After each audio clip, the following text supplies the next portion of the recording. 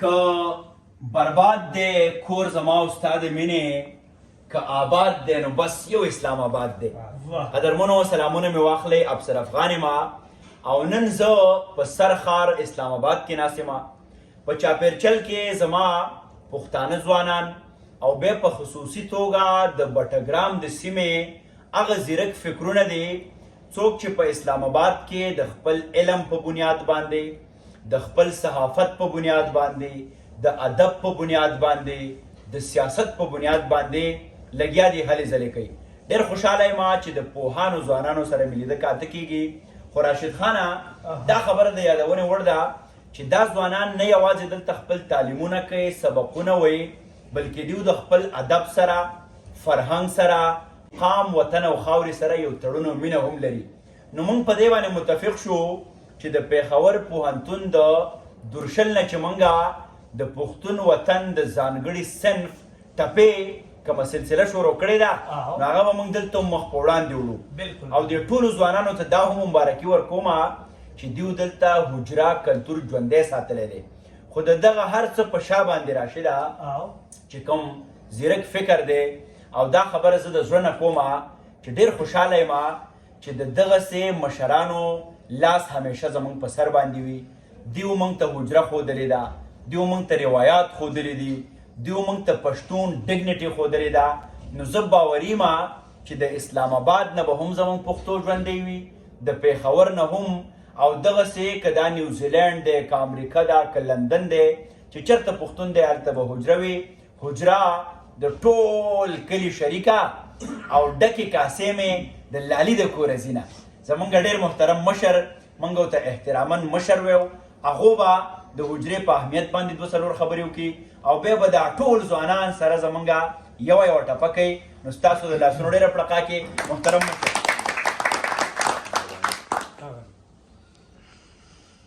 جی خوشحاله راته اوسئ، ډېر زیات خوند یې وکړو، رالو تاسو سره لیده کاته وشو.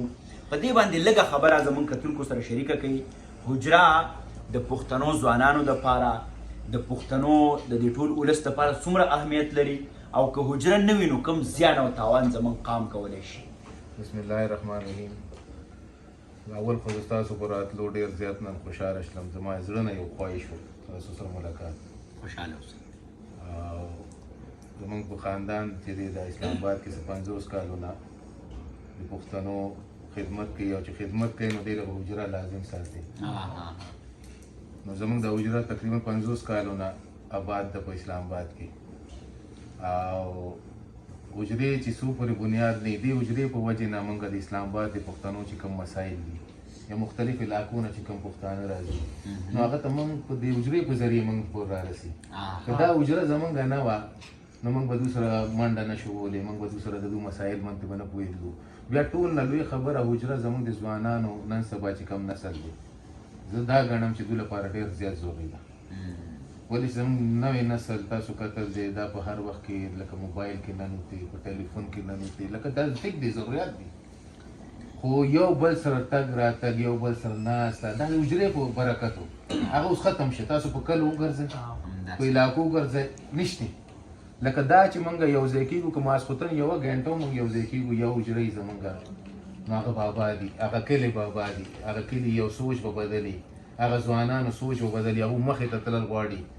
لکه زه دا ګڼم چې حجرې نه بغیر هېڅ نشته دي. حجره د پښتنو د پښتون کلچر یو ډېر اهم ضرورت دی. او زه خو یم د بخاري پښتنو نه دنیا کم قوم چې به ځان کې کښېني یو بل سره به ګپ شپ لګوي، یو بل حالات منتي، یو بل غم شریک، هغه به کامیاب وي. زه خو په دې شي ځم او دا پښتنو کې حجرې په نوم دی نو ځکه دا کامیاب ده. ډېر هسې خو موږ ډېر ګرځو راشد او هر مشر زه اورم خو د مشر دا خبرې ډېرې ریلیونټ وي، ډېرې تړلې وي د حجرې سره. نو په حجره کې به یو طرف ته راشده مشر ناسو، کشران به حجره زموږ اکیډمي ده، دا زموږ د علم د سبق د اخیستو یو لوی ټاټوبی دی.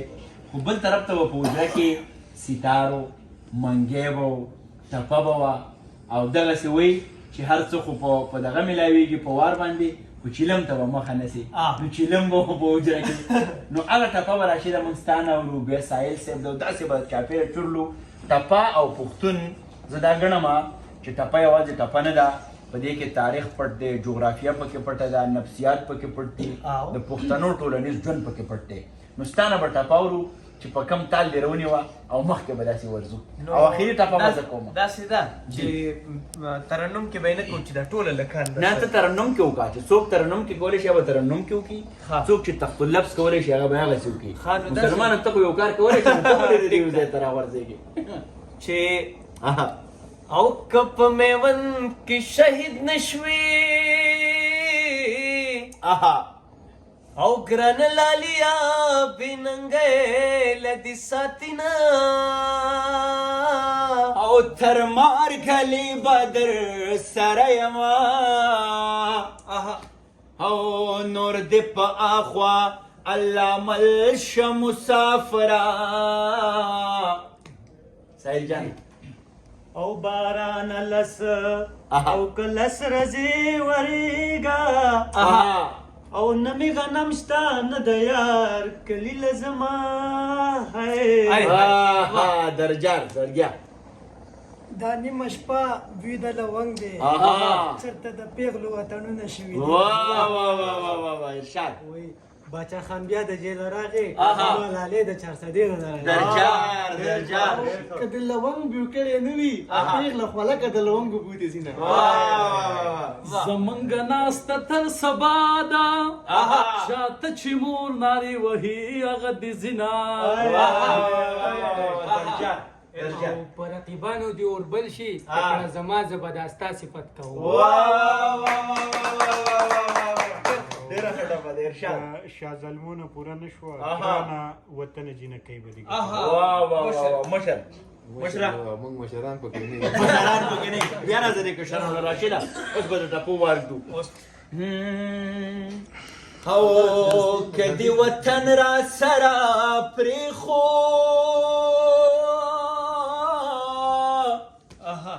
ولکه خارو په چوارو به دې ساتمه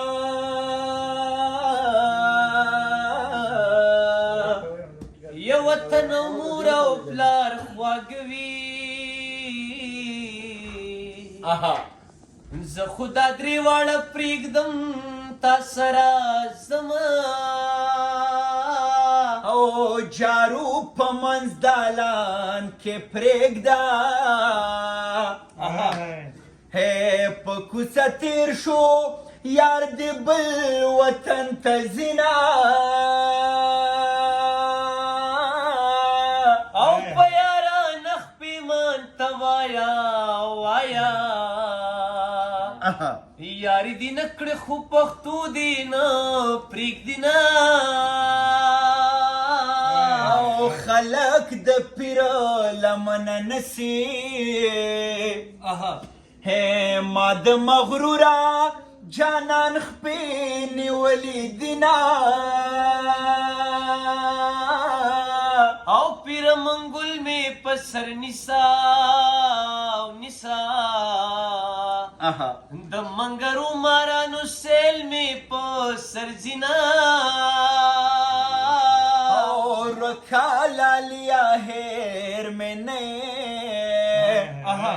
هیر وکلا لیا غم دې تکا زیړه کړما او غم کد غماش سر می دلې او په ما بن راتل جوړا جوړا غمونه